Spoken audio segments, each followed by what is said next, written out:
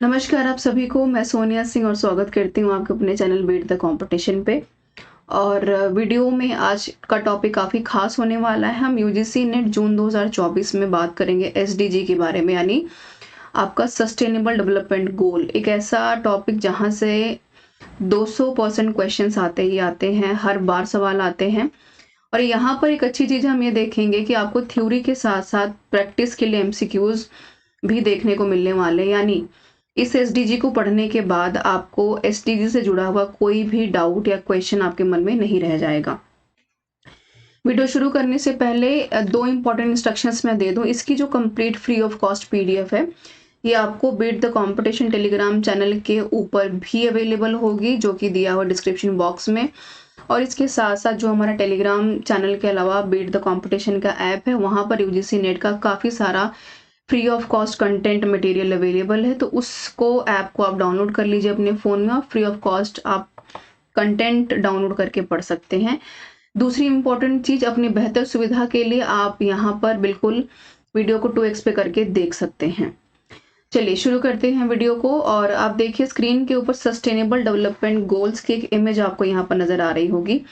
और हम सबको पता है कि जब हम सस्टेनेबल डेवलपमेंट गोल्स के बारे में बात करते हैं तो टोटल हमारे पास 17 गोल्स हैं, जिसमें से कि no poverty, zero hunger, good health, quality education, gender equality, ये कुल मिलाकर के 17 गोल्स हमारे सामने हैं। इस वीडियो में जो आपको एक इम्पॉर्टेंट चीज ध्यान में रखनी है कि जहां जहां पर मैं ये बोलने वाली हूँ कि यहाँ से क्वेश्चंस बनते हैं और इसके ऊपर अलग से आपको दोबारा से एक बार रीचेक करने की और पढ़ने की जरूरत पड़ेगी। हालांकि इतना ही काफी रहेगा आपके लिए, तो उसको करना मत भूलिएगा। आगे इसके बारे में चर्चा भी करने वाले। और आगे बढ़ने से पहले आपको मैं यहाँ पर लिंक्स अवेलेबल करवा दूं ताकि आपको बहुत परेशानी ना हो। ये बीट द कंपटीशन का टेलीग्राम चैनल है जिसको कि आप देख पा रहे हैं। लिंक भी दिया हुआ डिस्क्रिप्शन बॉक्स में, जहाँ से आप complete free of cost PDF download कर पाएंगे। उसके लिए आपको ज्वाइन करना पड़ेगा। ये हमारा प्ले स्टोर है, गूगल प्ले स्टोर के ऊपर जाकर के आप इस लिंक के माध्यम से प्ले स्टोर को डाउनलोड कर लीजिए, जहां पर आप यूजीसी का, DSSB का कंटेंट फ्री ऑफ कॉस्ट और टेस्ट सीरीज अवेलेबल है, उसको भी देख पाएंगे काफी नॉमिनल प्राइजेस में। ये आपका DSSB का 2024 का जनरल पेपर का कंटेंट अवेलेबल है, जो कि मात्र 89 रुपीज में है। और कुल मिलाकर के यहाँ पर ये 35 है, बट अभी अपडेट होकर 45 हो गया। तो 45 टेस्ट अवेलेबल हैं, टेस्ट सीरीज हैं, फाइल्स हैं, कंटेंट है, जो कि जनरल पेपर को स्पेसिफिकली ध्यान में रख करके बनाया गया है। आपका Hindi, English, mathematics, reasoning, general awareness, environment, सब कुछ जो भी आपको पढ़ने की आवश्यकता है वनरेबिलिटी के साथ। तो गेट दिस कोर्स जैसे आप यहाँ पर करने वाले हैं, आपको ये अवेल हो जाएगा। ऑफर अभी चल रहा है। चलिए तो बात कर लेते हैं सबसे पहले सस्टेनेबल डेवलपमेंट गोल के बारे में। हम क्या जानेंगे, सस्टेनेबल डेवलपमेंट गोल है क्या, इसकी नीड क्या है और आपको क्या क्या जानना आवश्यक है एग्जामिनेशन पर्सपेक्टिव के हिसाब से। तो सस्टेनेबल डेवलपमेंट गोल के बारे में जब आप बात करते हैं तो ये यहाँ पर अडॉप्ट किया गया सबसे पहले 2015 में। यहाँ पर आप देख सकते हैं हिंदी इंग्लिश दोनों में अवेलेबल है कंटेंट। और यहाँ पर 2015 में इसको जो है संयुक्त राष्ट्र द्वारा गरीबी को समाप्त करने, यानी कि हमें एंड ऑफ पॉवर्टी को यहाँ पर समाप्त करने की चर्चा की गई थी। कमेंट करके मुझे बताइए कि पॉवर्टी के बारे में सस्टेनेबल डेवलपमेंट में किस गोल में चर्चा की गई है।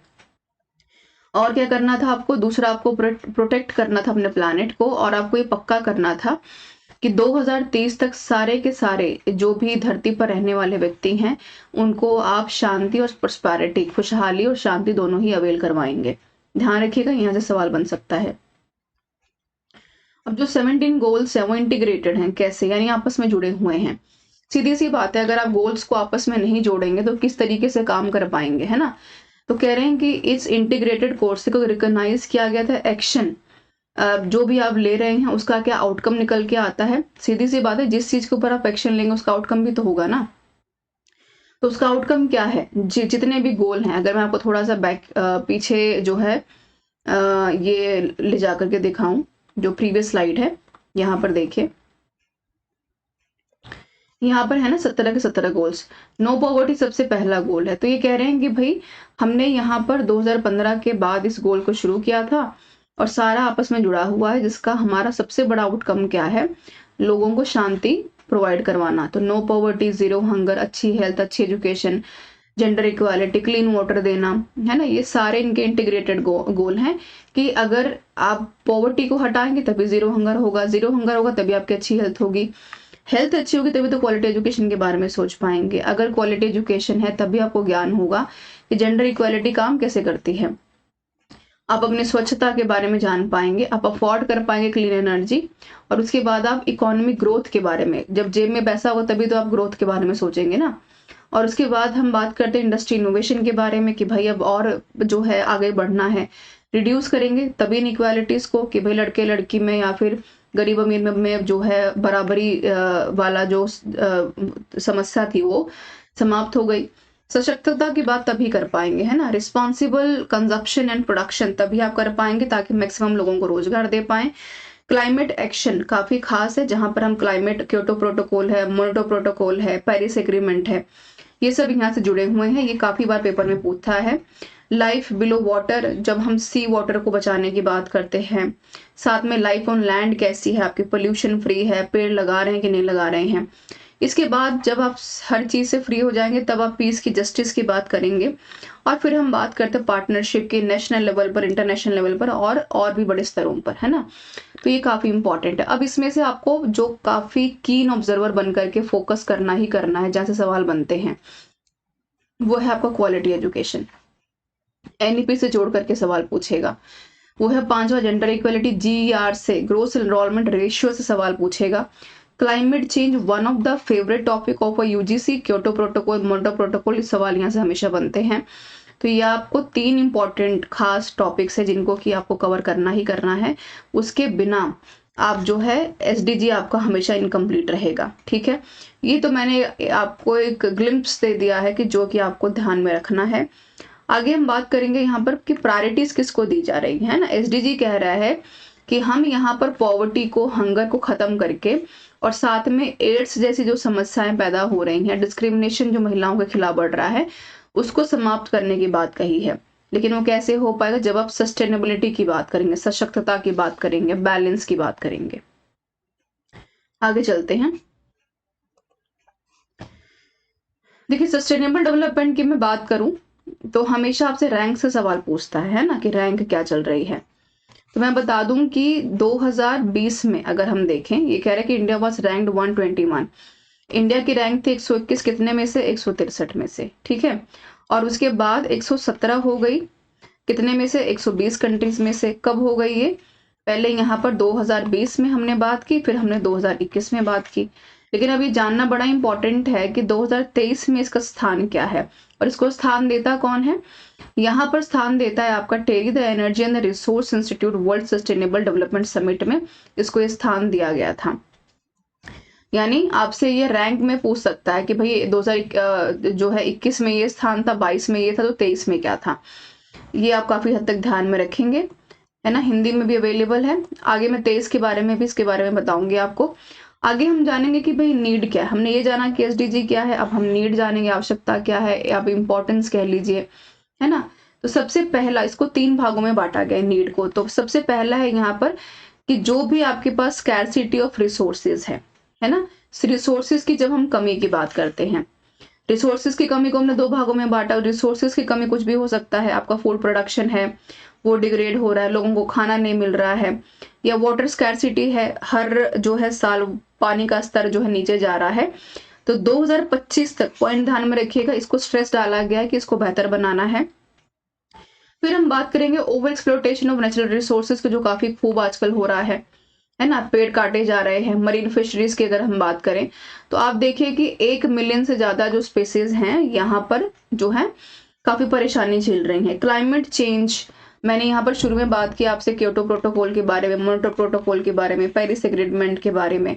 ये सारे इंपॉर्टेंट टॉपिक है जहां पर हमने ये कोशिश की है कि हम एटमॉस्फेरिक जो टेम्परेचर है, आप देखिए गर्मी में कितनी गर्मी बढ़ रही है, ठंड में एक्सेस ठंड बढ़ रही है, बारिश कभी भी हो रही है। तो उस वेदर, जो एक्सट्रीम वेदर प्रॉब्लम से उनसे निपटना है।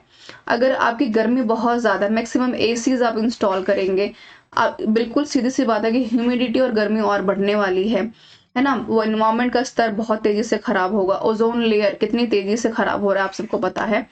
राइजिंग सी लेवल्स की अगर हम बात करते हैं तो island nation due to the climate change, तो ये भी अपने आप में काफी बड़ा चिंता का विषय। इसलिए हमें यहाँ पर एसडीजी की आवश्यकता है, जहां पर हम बात करते हैं no poverty, no hunger, quality education, gender equality, साथ में गुड हेल्थ के बारे में बात करते हैं, हम यहाँ पर प्रॉस्पेरिटी की बात करते हैं, प्रोडक्शन की बात करते हैं, क्लाइमेट चेंज की बात करते हैं।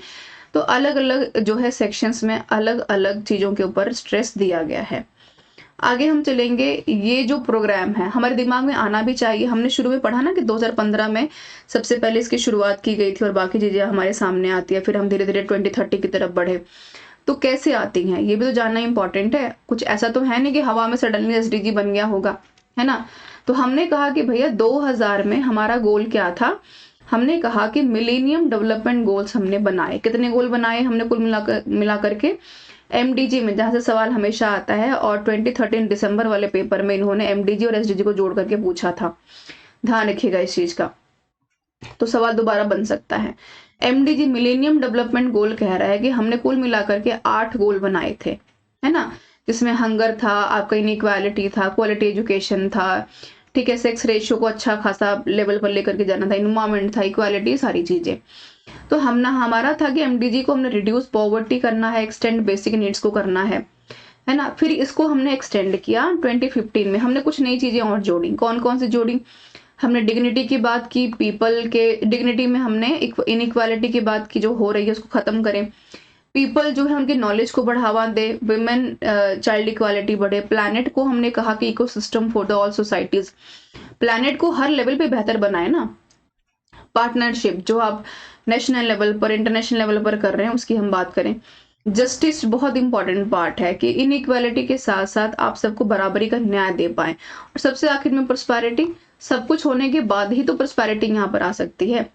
अब इस गोल को थोड़ा सा हमने शिफ्ट किया, कहाँ ले गए हमने कहा कि ये सब तो ठीक है, यानी कि 8 के बाद ये आपका 9, दिस इज 10, 11, 12, 13 एंड 14, राइट। तो 14 गोल्स को हमने कहा कि अचीव करना इंपॉर्टेंट, क्यों, ताकि हम सस्टेनेबल डेवलपमेंट गोल को बेहतर बना सके। तो हमने कहा कि कोई एक डेडलाइन तो बना ले ताकि हम इसको अचीव कर पाए। ऐसे तो हम 100 साल लगा देंगे अचीव करने में, तो कैसे चलेगा पता कि 100 साल तक आपने क्या अचीव किया और क्या अचीव नहीं किया। तो 2030 में आते आते हमने यहाँ पर एक और जो है सेक्शन ऐड किया और हमने कहा कि भैया हम एसडीजी लेकर के आएंगे, जिसका मतलब है सतत विकास। किसका, हर कंट्री का, क्योंकि हर कंट्री को आवश्यकता है।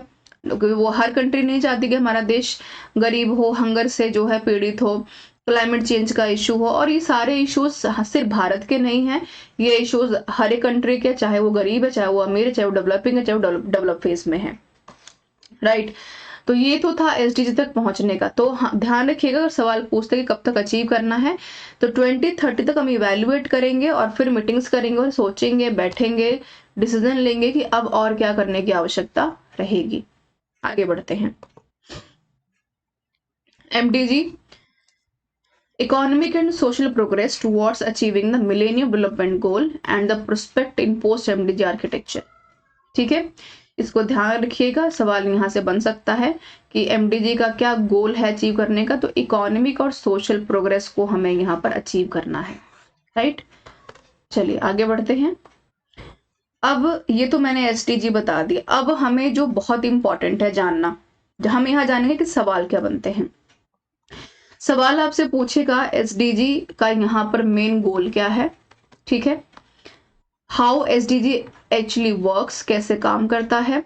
सवाल बन सकता है बिल्कुल आपकी नीड से, सवाल बन सकता है एसडीजी के स्लोगन से, सवाल बिल्कुल जोड़ करके पूछेंगे एसडीजी से और एमडीजी से, ठीक है। ये आपको ध्यान में रखना है, यहाँ से बनेंगे सवाल। आगे जो स्लाइड्स मैं आपको रिवाइज कराने वाली हूँ वो काफी इंपॉर्टेंट है, जहां से पहले भी सवाल बने और आने वाले सवालों के बनने की संभावना है। चलिए बात कर लेते हैं कि गोल्स के, हमने क्या कहा था, क्वालिटी एजुकेशन। कमेंट करके मुझे बताइए कि एसडीजी में यहाँ पर क्वालिटी एजुकेशन कितने नंबर पर आता है, ठीक है। ये आपका काम है बताना। हम ये कह रहे हैं कि everyone can help to make sure that we meet the global goals. हर कोई चाहता है कि हम ग्लोबल गोल्स को अचीव करने, जैसे कि मैंने कहा कि कोई देश नहीं चाहता कि हम जो है परेशानियों को झेलें। तो सीधी सी बात है कि यहाँ पर हमारा जो सुनिश्चित करना है कि हम वैश्विक लक्ष्यों को पूरा करके यहाँ पर 10 तरह के लक्ष्यों को जो है यहाँ पर 10 से अधिक लक्ष्यों को अचीव कर सकें। पहली बात तो 10 लक्ष्यों में सबसे इंपॉर्टेंट क्या है आपका, क्वालिटी एजुकेशन। हमने शुरू में क्या पढ़ा कि एसडीजी इंटीग्रेटेड है ना, सीधी सी बात है, गरीब व्यक्ति कभी बेहतर जो है शिक्षा के बारे में नहीं सोच सकता। उसके लिए क्या करना पड़ेगा, उसको नो पॉवर्टी की तरफ जाना पड़ेगा, नो हंगर की तरफ, तभी क्वालिटी एजुकेशन वो सीख पाएगा। फिर हमने कहा कि क्यों आवश्यकता है क्वालिटी एजुकेशन, क्यों आवश्यक है भाई, ताकि हम यहाँ पर इंटेलेक्ट लिबरेट तरीके से, यानी कि अपने जो है दिमागी क्षमता का प्रयोग करके, इमेजिनेशन का प्रयोग करके, फंडामेंटल लॉस और राइट्स का प्रयोग करके प्रोस्पेरिटी के साथ पूरी दुनिया में इस अपॉर्चुनिटी का फायदा उठा सकें, और जितने अधिक क्वालिफाइड और क्वालिटी एजुकेशन हमारे साथ होगी, उतनी ज्यादा प्रोग्रेसिव हेल्दी सोसाइटी और लर्निंग बेनिफिट्स को हम यहाँ पर न सिर्फ जो है इनकलकेट कर पाएंगे, उसको हम धारण कर पाएंगे, बल्कि बाकियों में भी हम डिवाइड कर पाएंगे। इन शॉर्ट अगर मैं बात करूं, यहाँ पर समझा देती हूँ, है ना। ये कह रहे हैं कि हमें क्या है, क्वालिटी एजुकेशन होगी तभी आप किसी देश के बारे में प्रोग्रेसिव तरीके से सोच पाएंगे, है ना। प्रोग्रेसिव सोच पाएंगे तो आप जेंडर इक्वालिटी के ऊपर फोकस करेंगे, फिर आप प्रोडक्शन के बारे में सोचेंगे, आप एक्स्ट्रा इन्वेस्टमेंट के बारे में सोचेंगे, उससे आप ग्लोबलाइजेशन के बारे में सोचेंगे। तो क्या होगा, ये इंटीग्रेटेड चीजें हैं, है ना। जितनी ज्यादा प्रोग्रेसिव तरीके से सोचेंगे, उतनी ही किसी देश के लॉ और फर्म के बारे में आपको एक अच्छी नॉलेज होगी और आप अच्छे सिटीजन बन पाएंगे। तो ये क्या है, this is a SDG integrated goal. आगे चलते हैं, ये टारगेट्स की हमने बात की थी, ध्यान रखिएगा। टारगेट अगर आपसे पूछता है, सबसे पहला इंपॉर्टेंट टारगेट क्वालिटी एजुकेशन, वैसे सारे इंपॉर्टेंट है बट ये वाला ज्यादा इंपॉर्टेंट है, तो मैंने इसके ऊपर फोकस किया है। क्वालिटी एजुकेशन में ये क्या क्या कह रहे हैं, जान लीजिए। ये कह रहे हैं कि एंश्योर इंक्लूसिव, काफी इंपॉर्टेंट है, सवाल यहाँ से आएगा, स्टार मार्क करनी हूँ। Equitable quality education and promote करना है लाइफ लॉन्ग लर्निंग को, है ना। तो कैसे करेंगे, हम कर पाएंगे अगर हिंदुस्तान की दशा दिशा को देखते हैं। SDG के चौथे खाके में हमने क्वालिटी एजुकेशन के बारे में बात की है। Then 73% adult are literate, Hindustan की बात हो रही है। 68% है रूरल एरिया से, 54% है डिसेबल से, फिर भी बहुत अच्छी संख्या है ये कह रहे हैं कि 91% लिटरेसी रेट है यहाँ पर, but 57 million children remain out of school. बहुत बड़ा डेटा, ये सवाल आया भी था लास्ट ईयर, KVC ने ये सवाल पूछा था केंद्रीय विद्यालय में, ठीक है। तो ये कह रहे हैं कि पूरी दुनिया में 91% रेटिंग है यहाँ पर, लेकिन 57% बच्चे ऐसे जो स्कूल नहीं पहुंच पाए हैं। 34% ऐसे हैं जहां पर स्पेशल नीड्स आवश्यकता है। साथ में 100% एनरोलमेंट गर्ल्स की प्राइमरी में होती है, बट केवल 23% लड़कियां ही यहाँ पर हायर एजुकेशन ले पाती, काफी कम संख्या है, 100 से सीधा 23।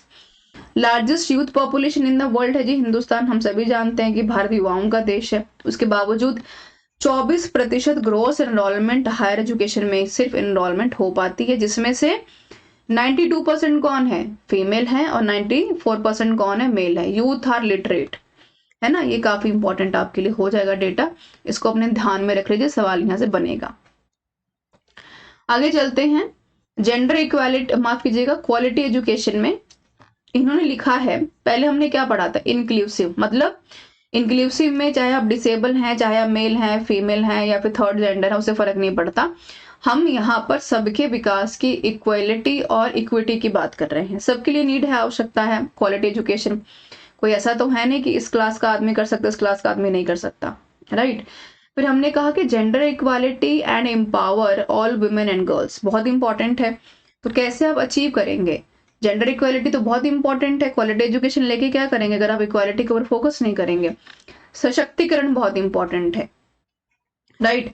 तो कह रहे हैं कि 3 में से जो एक महिला होती है उसको एक्सपीरियंस होता है यहाँ पर काफी हद तक सेक्सुअल वायलेंस का, है ना। ये अपने आप में बहुत बड़ा डेटा है कि 3 में से एक महिला हमेशा हरास्ड होती है। अगर मोटा मोटा देखे तो ये कह रहे हैं कि 81% जहां पुरुष यहाँ पर पढ़े लिखे हैं, केवल 64% महिलाएं ही यहाँ पर पढ़ी हैं कंपेरेटिवली, है ना। और ये कहते हैं कि 12% जो यहाँ पर सीट्स हैं लोकसभा में, वो तो हैं हमारे पास होल्ड पर, लेकिन 46% यहाँ पर पंचायती राज में इंस्टीट्यूशंस में रिजर्व रखी गई हैं, लेकिन उसके ऊपर काम नहीं होता। एनरोलमेंट अगर हम कहेंगे प्राइमरी एजुकेशन में लड़कियों की कितनी हुई है, तो 100% हुई है। 76% यहाँ पर क्या है, women are not enrolled in higher education, यानी कुल मिलाकर के वही 23% वाला डेटा है। चाइल्ड सेक्स रेशियो क्या है कि यहाँ पर 1000 लड़कों के ऊपर 918 लड़कियां हैं। पॉपुलेशन की अगर हम बात करें तो महिलाओं की यहाँ पर 48.5% है, और वर्कफोर्स कितना देती है महिलाएं? केवल 27%। तो आप देख सकते हैं कि सिर्फ जेंडर इक्वालिटी एक मैटर नहीं है, जेंडर इक्वालिटी में महिलाओं को कितनी सहभागिता दी जाती है वर्क प्लेसेस पे, ये अपने आप में काफी चिंता का विषय है ना। तो ये आप काफी हद तक ध्यान में रख सकते हैं। आई होप कि क्लियर होगा। पीडीएफ में थोड़ा सा अच्छे से क्लियर हो पाएगा, सब नहीं पढ़ना है आपको, जो जो मैंने मार्क किया है केवल उन्हीं को ध्यान में रखिएगा। जैसे अगर मैं इसकी बात करूं, प्राइमरी वाले में पूछता है ये सवाल, ठीक है। चलिए आगे बढ़ते हैं। मस्ट रिमेंबर, राइट, ये कह रहे हैं 112 है ना, 162 कंट्री में से 162 कंट्री में से हिंदुस्तान की जगह है 112। कब? 2023 की हम बात कर रहे हैं, रैंकिंग की, ठीक है। और एसडीजी का इंडेक्स क्या है, स्कोर यहाँ पर 63.45, यानी कि काफी इंप्रूवमेंट देखने को मिली है। जैसे हमने यहाँ पर देखा था ना पहले कि क्या यहाँ पर रैंकिंग है, जहां 163 में से 121 थी, राइट। और 2020 में यहाँ पर आप देखेंगे कि 120 में से 117 नंबर था हिंदुस्तान का। यहाँ पर काफी इंप्रूवमेंट देखने को मिली है, जो कि आप देख पा रहे हैं कि 162 में से 112, यानी कि पायदान खिसका है इनका, ठीक है। सूचकांक में मामले में 162 देशों में से 112वां स्थान है। आगे हम बात कर लेते हैं एमसीक्यूज की, ये इंपॉर्टेंट था आपके लिए, ये काफी आसान है। How many sustainable development goals are there? 17 में से सबसे ज्यादा वाला इंपॉर्टेंट कौन सा है? क्वालिटी एजुकेशन, उसमें से भी पूछेगा आपसे हायर एजुकेशन, यूजीसी का पेपर है इसलिए। टीचिंग मेड प्राइमरी का पूछता है हमेशा। हायर एजुकेशन में आपसे NIRF की रैंकिंग पूछ लेगा, राइट। क्वालिटी एजुकेशन कैसे दी जा रही है, ठीक है। NEP कहाँ लागू हुआ, कब लागू हुआ, क्या उसकी इंपॉर्टेंस है ना। या फिर यहाँ पर 533+4 के फॉर्मूले के बारे में आपसे पूछ सकता है। ये सारी चीजें ध्यान में रखिएगा। चलिए, ये यहाँ आपके कुल 17 गोल्स। हाँ, GER भी पूछेगा आपसे, इंपॉर्टेंट है, ग्रॉस एनरोलमेंट रेशियो। आगे देखिए, ये कह रहे हैं कि सस्टेनेबल डेवलपमेंट गोल में गोल 1 क्या है? About poverty. तो पॉवर्टी का एम क्या है? ये सवाल आया था पिछली बार, इन्होंने पूछा था, अंदर काफी घुस घुस के सवाल पूछे थे कि भाई सबका एम क्या है ना। तो अबाउट पॉवर्टी का यहाँ पर एम क्या है, गोल क्या है? Cut poverty in half by 2030 नहीं है, रिड्यूस करना नहीं है, इसका हेल्प इन ईच नेशन नहीं है। सी सही हो जाएगा कि हमारा जो गोल है वो है पॉवर्टी को खत्म करना सब जगह से, ठीक है। आगे बात करते देखिए, और इसका क्या स्लोगन है? लीव नो वन बिहाइंड, पहला गोल है एंड पॉवर्टी, ठीक है। और हमने कहा कि 2030 तक हम इसको अचीव कर लेंगे, meaning that no goal is a met unless it is a met for everyone, ठीक है। सीधी सी बात है, अगर हमें नहीं मिल रहा तो सबको मिलके भी क्या करेगा। फिर हमने कहा कि following is not a part of the sustainable development, कौन सा नहीं है बताइए, कौन सा नहीं है? नॉट पूछा है। Access to sustainable energy for all, available कराना वाटर सैनिटेशन को, प्रोविजन इंटरनेट सर्विसेज का, या फिर full and productive employment and decent work, है ना। एनर्जी के बारे में तो बात की हमने बिल्कुल, है ना। तभी वो, अगर एनर्जी अच्छी होगी तभी तो सैनिटेशन के बारे में सोचेंगे। Provision of internet service for all, ये वाला गलत हो जाएगा, बाकी सारे सही हैं। तो नॉट में ऑप्शन नंबर सी सही है। आगे आप ये आंसर भी देख पा रहे होंगे। आगे बढ़ते हैं क्वेश्चन नंबर 4 की तरफ। कह रहे हैं कि मार्च 2018 में कौन सबसे पहले हिंदुस्तान में फोकस कर रहा था एसडीजी के ऊपर? एनुअल बजट था 3 साल का, एक्शन प्लान बनाया गया था, जहां पर 7 सालों के रणनीति में प्लान रखा गया था सस्टेनेबल डेवलपमेंट को अचीव करने का, है ना। तो कह रहे हैं हरियाणा, राजस्थान, केरला। तो not Kerala, not Rajasthan, Haryana will be the right option, ये सही हो जाएगा। देखिए, कैप्टन अभिमन्यु फाइनेंस मिनिस्टर थे उस टाइम पे, और इन्होंने कहा था कि हम 2018-19 के बजट सेशन में यहाँ पर जो है अच्छा खासा लॉ लेकर के आएंगे, जहां पर हमारा काम है सस्टेनेबल डेवलपमेंट के गोल्स को अचीव करना, ठीक है। आगे बढ़ते हैं सवाल नंबर 5 की तरफ।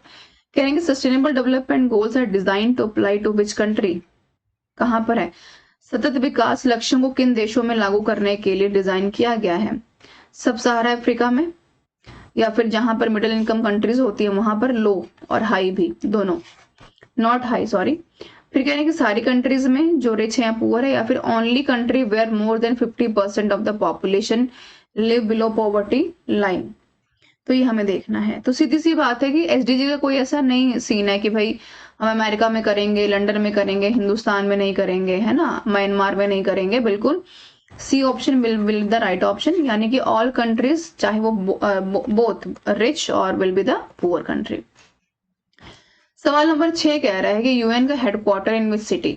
सस्टेनेबल डेवलपमेंट गोल की जब हम बात करते हैं तो गोल्स जो अडॉप्ट किए गए थे उसका हेडक्वार्टर कहाँ पे है?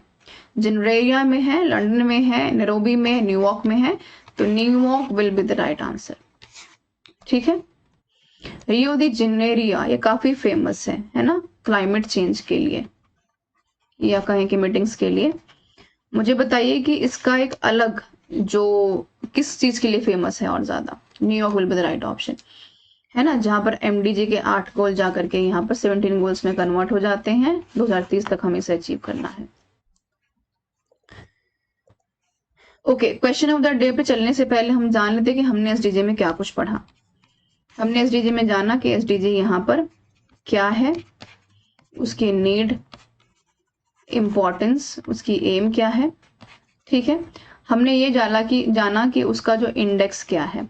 किस किस का इंडेक्स जाना हमने? 2020 का, 21 का और 23 का, माफ कीजिएगा 22 का, 21 का, 22 का, 23 का। फिर हमने ये जाना कि एसडीजी में सबसे इंपॉर्टेंट क्या है, तो एसडीजी में हमने जाना क्वालिटी एजुकेशन।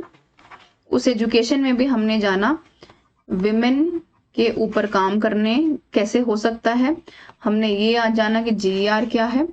हमने जाना कि हायर एजुकेशन में विमेन की पार्टिसिपेशन कितनी होती है और इस पार्टिसिपेशन में कितनी महिलाएं पार्टिसिपेट कर रही हैं वर्क फोर्स लेवल पे या फिर क्वालिटी एजुकेशन में। फिर हमने स्टडी किए कुछ एमसीक्यूज को और उसके बाद हम बात बढ़ जाए हैं आगे अब क्वेश्चन ऑफ द डे में। पढ़िए, सवाल कह रहा है कि the sustainable development goals were first proposed in 1972 by global think tank called the Club of Rome, right. फिर हमने ये कहा कि sustainable development goal have to be achieved by 2030। दोनों में से बताना है कि करेक्ट वाला कौन सा है। मैं हिंदी में पढ़ देती हूँ। सतत विकास लक्ष्य पहली बार 1972 में क्लब ऑफ रोम नामक एक वैश्विक थिंक टैंक द्वारा प्रस्तावित किए गए थे। सतत विकास लक्ष्यों को 2030 तक हासिल करना है। इन दोनों को बताना है कि कौन सा स्टेटमेंट सही है, कमेंट करके। काफी सारे सवालों का जवाब मैं दे चुकी हूँ और आपको ये तभी आप दे पाएंगे इसका जवाब जब आप पूरे लेक्चर को बहुत ध्यान से देखेंगे। और जाने से पहले इंपॉर्टेंट लिंक्स मैं शेयर कर दूं। ये सारे लिंक्स अवेलेबल हैं डिस्क्रिप्शन बॉक्स में। और सबसे अच्छी बात यहाँ पर है कि टेलीग्राम से आप free of cost content collect कर पाएंगे ऐप के माध्यम से, जिसका लिंक भी डिस्क्रिप्शन बॉक्स में है। डाउनलोड कर लीजिए, जहां से आप DSSS और साथ में जनरल पेपर का और साथ में यहाँ पर यूजीसी नेट के कंटेंट को फ्री ऑफ कॉस्ट अवेल कर पाएंगे। जाने से पहले एक अच्छी खबर आपके लिए, 89 रुपीज में आपको प्रोवाइड हो रहे हैं 45 टेस्ट, साथ में टेस्ट सीरीज, काफी सारा कंटेंट। ठीक है, इसको देख लीजिए। और यहाँ पर आप जनरल पेपर को ध्यान में रख करके इसको बनाएंगे, जहां पर खुद को आप सेल्फ इवेल्युएट कर पाए और ये टेस्ट सीरीज आपकी तैयारी में काफी मदद करने वाली है। 89 रुपीज में एक कोर्स अवेलेबल है जो कि आपके लिए काफी कुछ खास आपके लिए दे करके जाने वाला है। लिंक डिस्क्रिप्शन बॉक्स में है और वैलिडिटी है 1 साल की। कोई सवाल रह गया तो जरूर पूछिएगा। This is all about the session everyone. मिलते हैं नेक्स्ट वीडियो में कुछ यूजफुल कंटेंट के साथ। तब तक बने रहिए बीट द कंपटीशन के साथ। आगे आप यूजीसी नेट के जो है चैप्टर में क्या पढ़ना चाहते हैं कमेंट करके जरूर बताइएगा। और साथ में DSSS का जो प्रतिष्ठा बैच वो ऑलरेडी चल रहा है तो उसको भी ज्वाइन कर लीजिए। साथ में कुछ पे नहीं करना है, कम्प्लीटली फ्री ऑफ कॉस्ट है। कंटेंट टेलीग्राम के ऊपर completely free of cost available है, तो वहां से आप जो है कंटेंट अपना डाउनलोड कर पाएंगे, प्रतिष्ठा बैच का भी और साथ में यूजीसी नेट पेपर 1 का भी। Suggestions are always welcome. Thank you so much for being with me.